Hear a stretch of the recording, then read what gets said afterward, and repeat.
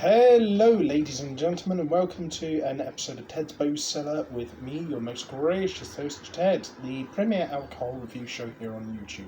Now, I apologise about obviously not doing an episode in a while. There's a few reasons. First off, I got busy with a lot of sort of like minor things in the beginning of December of 2021, and my mental health took a small dip, so I thought, rather than just kind of push on for the obligation of like continuing on this show, I thought like I would just take a bit of time off just to sort of like concentrate on myself. Now, I know I've said in the past that the show must go on, and that is true, I think, but I also think that I don't want the show to go on just for the sake of it, because I still want to be at least somewhat entertaining, even though it's just some gump, reviewing booze in his flat. So, I thought I'd take a little break from that. And then, unfortunately, I also got a slight chest infection. I tested several times. Thankfully, it wasn't COVID. So that's finally cleared up. So I thought, why not do the final episode of 2021 and Season 2 of Ted's Booze Cellar on New Year's Eve. And so I thought I'd do it as well on one of the drinks I got from my brother and his wife for Christmas. Now, this year's episode of Ted's Booze Cellar was in part characterised by the fact that I got, for a few months, a subscription box set from Brewdog that was pretty terrible and pretty inconsistent, even though Brewdog do actually do some really good beers, which was a bit weird in hindsight. So today we're going to be taking a look at Brewdog's Layer Cake. Now, this is one of the beers my brother and his wife got me. They got me a few Brewdog beers, some of the more kooky and out there ones, in actual fact, and this one's a marshmallow and chocolate stout. Now, I may have had this in the past, I can't remember. I think it's pretty reasonably priced as well from like places like Sainsbury's and Waitrose. So it says here, United we stand for better beer, fiercely defiant and independent. Well, I mean, considering how big of a corporation Brewdog are at this point, I don't know if I can say independent, but I respect the sentiment. Have your cake and drink it. Very apt. So yeah, it's 440 millilitres. What's the ABV on this sucker? It is 7%. 7% for a stout. Ooh, nice. Mind you, having a stronger stout isn't necessarily always a good sign, because I've reviewed a few strong craft stouts that are like 6.5 and above on this show before that have been pretty sucky. So, don't know. But I will say though, I do really like the design of the can. It does give the impression of like some kind of like creamy cake or some kind of like puddingy trifle. So the sentiment of the design of the can is definitely there. I really like the look of this thing.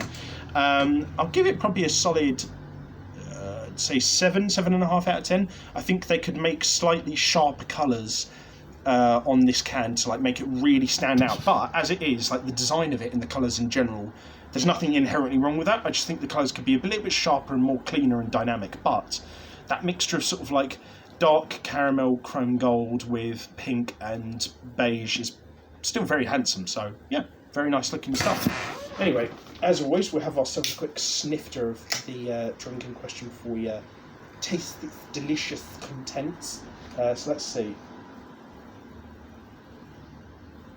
A little bit, tiny bit of initial hit of cocoa, and then a small after smell of vanilla.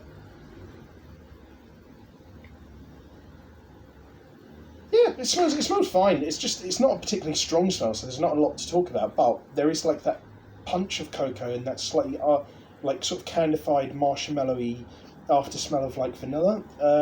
So it smells fine. There's not really much to say about it, but it smells very pleasant nonetheless. So I'll give it that nose a good 6 out of 10, I think. Very nice. But anyway, as always, we'll have ourselves a quick palate cleanser of water.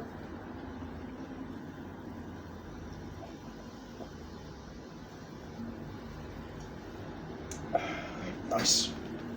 And then on to the most important part of the video, which is to see what this sucker tastes like. So, try for it at home, bottoms up.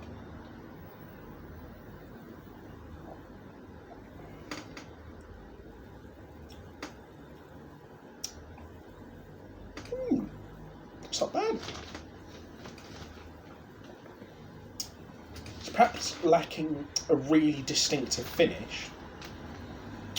But I've said this before, the problem I have with a lot of craft stouts like this, particularly ones with kooky flavours like, you know, marshmallow and chocolate stout, is that they do sometimes have very watery, thin and unsatisfying kind of textures. So the texture here is a little bit flat and a little bit thin, but it's not got too much of a watery sort of like taste or texture to it. So that's not too much of a downside really, even though I wish it was slightly fuller bodied and creamier in texture.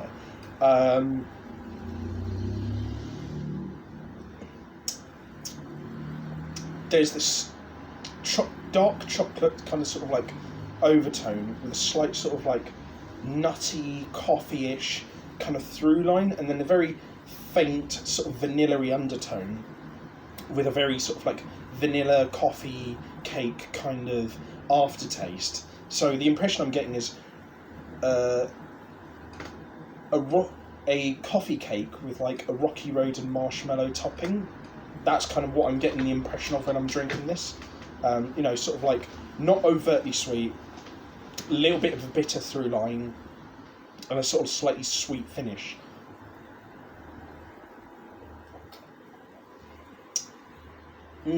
Yeah, there's nothing really like it's similar to the nose actually. There's nothing outwardly wrong with the flavour. I just wish it was slightly fully bodied, and I just wish there was a slightly bit more punch to it. In more so in terms of the texture, because I feel like the flavour is actually mostly fine. There's a little bit of like even slight fruitiness at the end there, a little bit of tartness. But I think that if you made the texture a little bit smoother and creamier and a bit more fully bodied, then that would really accentuate the flavours that are here. So I feel like there's, I'd say it's a really solid 7 out of 10, but with a little bit tweaking in terms of like the balancing of the flavour, maybe making it a tiny bit sweeter, and then making the texture a bit more fuller bodied and a bit creamier, you could quite easily raise this up to like an elite level beer, to like an 8.5 or an 8.75. Like it's a really, really solid beer. As it is, I would say it's like a 7 or a 7.25, but I think that in of itself is still a really good rating for such a quirky and strange kind of flavour for a stout. So generally speaking, while there are some improvements, I think generally I'm very, very pleased with this, and I would recommend it. Maybe if I'd say like drink a couple more like plain, straightforward stouts if you're new to drinking stouts first, but generally speaking, I'd say really solid. I would recommend, even if you only going to drink it once or twice. And yeah, I'm thoroughly glad I've tried this, and I will go out of my way to get some more of this in the future, I think. So yeah, very nicely done, and thank you to my brother and his wife for getting me some of this for Christmas. It's a really nice beer. But to all of you at home, I appreciate the fact that you've been watching and supporting me even while I haven't been uploading regular videos all the time. And look, I know this year has been incredibly hard for all of us. I've gone through a lot of personal changes this year, and some of them have been tricky to deal with, but at the same time, most, if not all, have actually been pretty positive in the long run. So I appreciate everyone being there with me for the ride this year. I know this year hasn't been ideal, and the pandemic is still kicking our butts, so I want you all to stick in there, stick together, and hopefully I'll see you guys on the flip side all alive, safe and well, this same time next year in 2022 and New Year's Eve. So yeah, hopefully this coming year is a lot better than the old one. So without further ado, thank you for your support. Hope you stay safe, drink responsibly, know your limits, and I'll see you guys at the bar in 2022 for season 3 of Ted's Booze Cellar. Bye-bye for now. Turn off, you